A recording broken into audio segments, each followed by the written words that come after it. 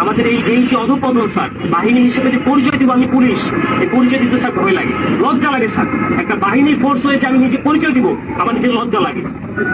আমাদের, আমি একটা ছোট উদাহরণ দিই স্যার, আমি আসার পর যতটুকু দেখছি, এই যে জাতীয় সংসদ নির্বাচন, শেষ যে নির্বাচনটা হয়ে গেছে স্যার, এই নির্বাচনে একক একক যে নির্বাচনটা হয়ে গেছে, পুলিশকে ব্যবহার করি, পুলিশকে ব্যবহার করে যে নির্বাচনটা হয়ে গেছে, নির্বাচনে সারা বাংলাদেশে এককভাবে মামলা হচ্ছে স্যার। কিছু মামলা গায়েবী মামলা, যে মামলাগুলো ভিত্তি নাই, এই মামলাগুলো আমাদের কি দিয়ে করাইছে।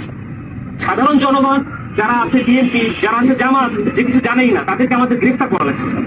জনগণের মধ্যে আমাদের যে শত্রুতা, দৈরাত্ম সৃষ্টি হয়েছে স্যার, এই সাম্প্রতিক সময়ে একটা বিষয় থেকে আমি আমাদেরকে নির্দেশনা দিচ্ছে যে এলাকায় কোনো বিএনপি জামাত থাকতে পারবে না, এলাকায় কোনো অন্য ভিন্ন ধর্মাবলম্বী কোনো কোনো কোনো কিছু থাকতে পারবে না। আমার এসপি স্যারকে তো আর মানুষ জানে না যে এটা আমার এসপি স্যারের কমান্ড ছিল, আমার ডিএজি স্যারের কমান্ড ছিল, এটা তো মানুষ জানে না। মানুষ জানে যে এটা আমি একজন সাব ইন্সপেক্টর, আমি এটা করছি, সন্তোষ।